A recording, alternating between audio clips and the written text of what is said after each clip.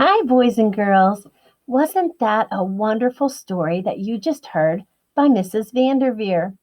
It warmed my heart and my soul, and it made me feel so good inside, especially after hearing the words that she spoke to us at the end of her book reading.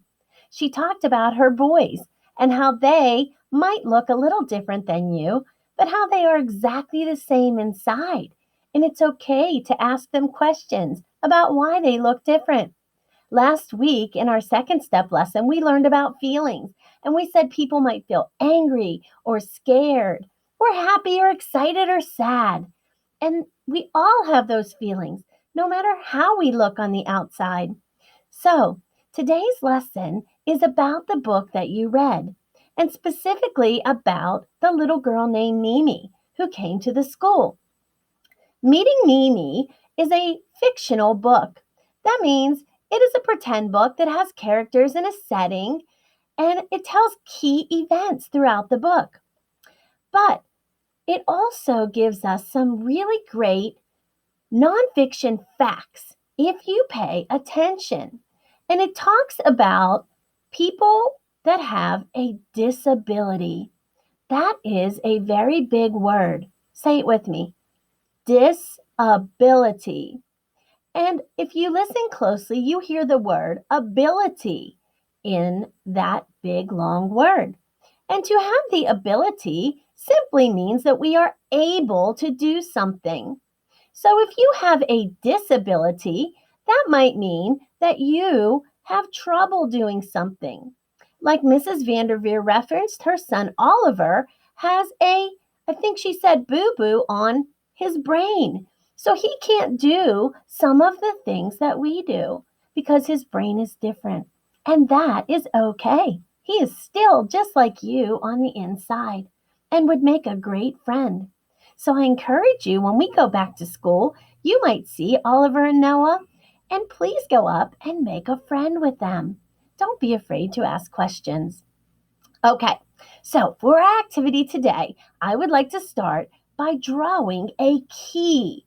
And I'm going to do that because we are going to be talking about key words in our text. Okay, text just means the writing of the book. So, key words in our text that tell us something very important and help us to understand our story better. Now, the main idea of the story was that it is okay to be different and we are still the same. However, there were key ideas in the book that taught me about a disability. So, we're going to talk more about those after we draw our key. So, you will need a piece of paper and a marker or a pencil. If you want to draw your key in pencil first and then trace it in marker, that would be a really good idea because sometimes we all make mistakes and that's okay too. So go ahead and pause my video, get your paper and your marker or pencil, and come back. I'm going to move myself down here and make myself little while you do that. I'm going to try.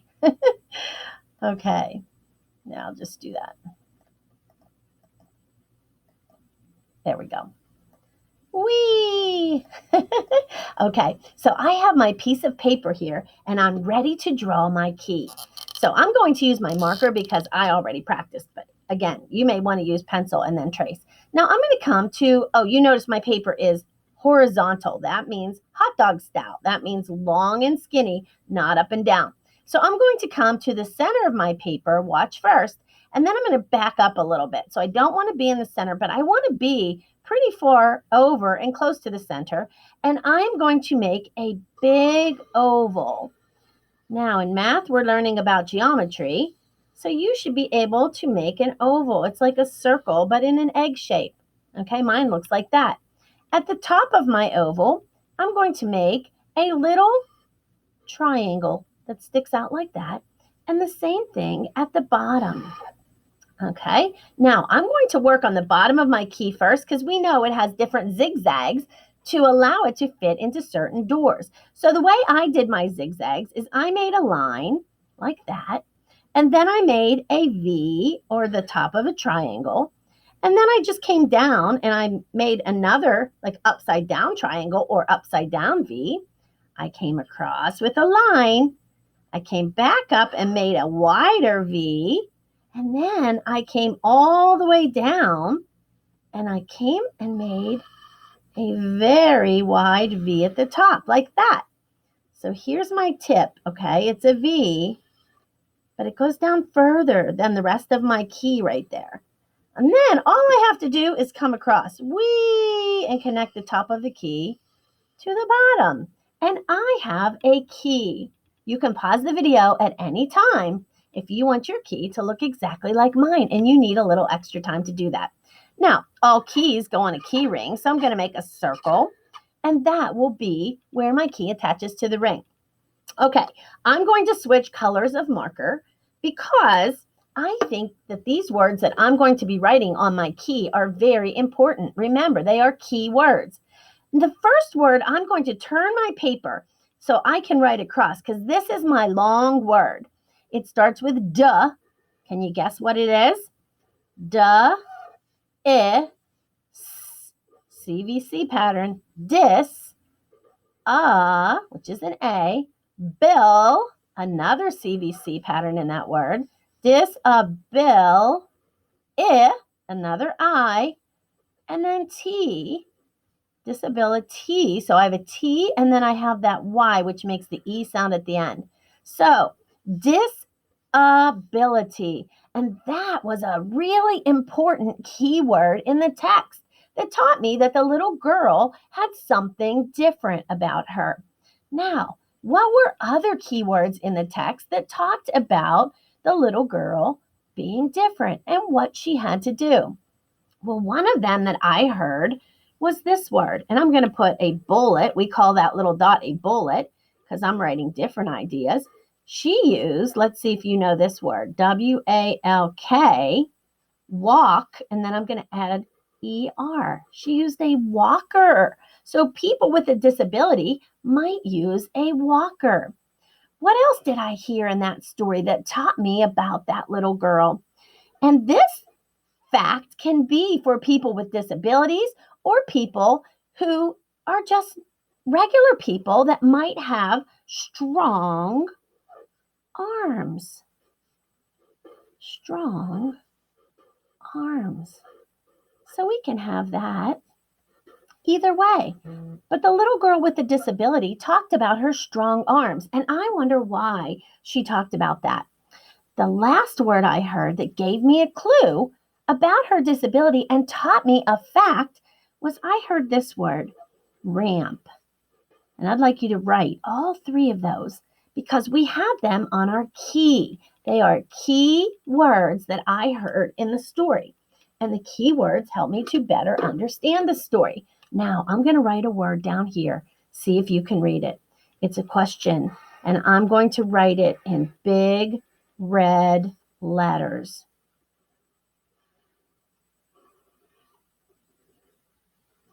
I'm even going to decorate it with dots. I'm going to go fast. You can do this too. It's so much fun if you want to make your writing look fancy. All you have to do is put dots on the connecting pieces. And there you go. Why? Boys and girls, why did the little girl with a disability have a walker? Why did she have strong arms? Why did she use a ramp?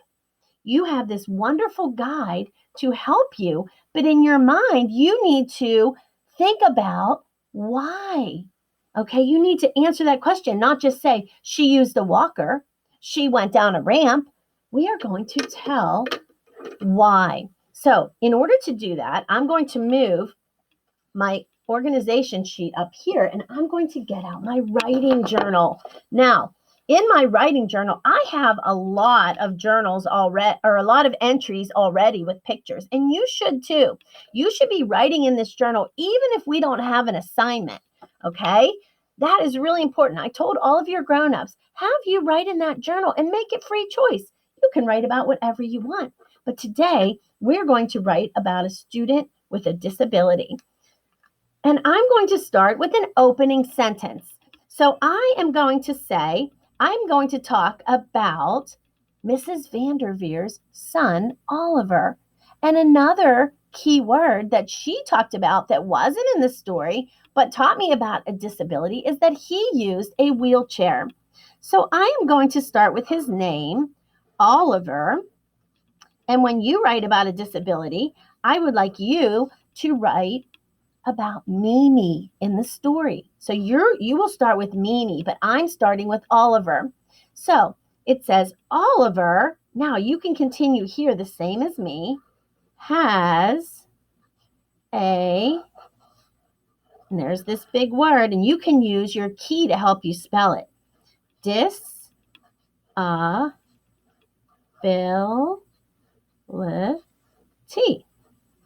Period. That is my opening sentence. Now, I'm going to say next something that he must do because of his disability. So I'm going to write he, because I don't want to say Oliver.